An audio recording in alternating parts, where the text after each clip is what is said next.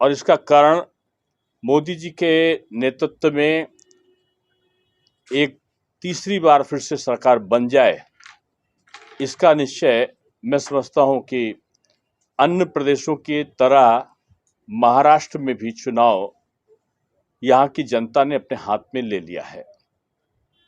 Political party चुनाव नहीं लड़ रही हैं, यहाँ पर जो चुनाव है वो जनता लड़ रही है।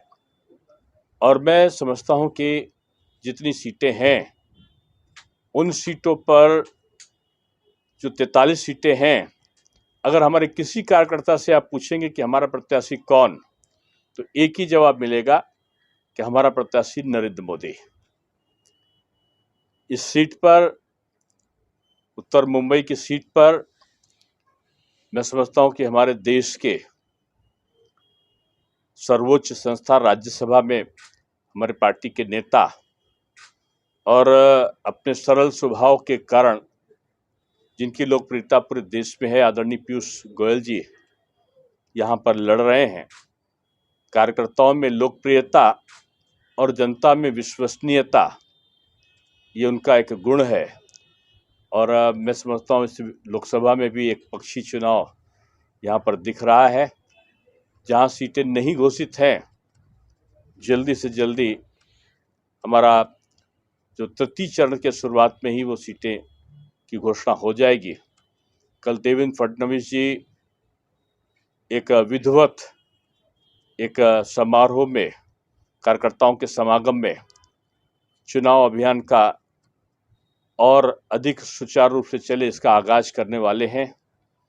हर कार्यकर्ता बीजेपी का अपने आप को नरेंद्र मोदी जी समझकर चुनाव कर रहा है और बीजेपी 48 सीटों पर चुनाव लड़ रही है।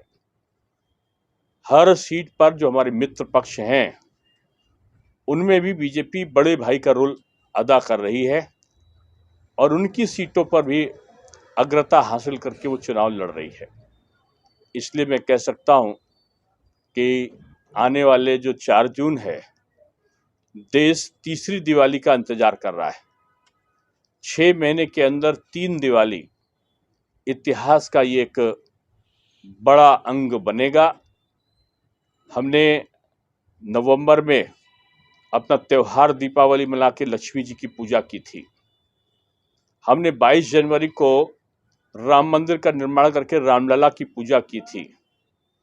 और मैं समझता हूं कि बीजेपी सरकार बनने के बाद 4 जून को जब हम दिवाली मनाएंगे तो अपनी जनता जनार्दन की पूजा करने का भाव पूरे देश में होगा और ये चुनाव अंतर्राष्ट्रीय स्तर पर भी असर डालने वाला है।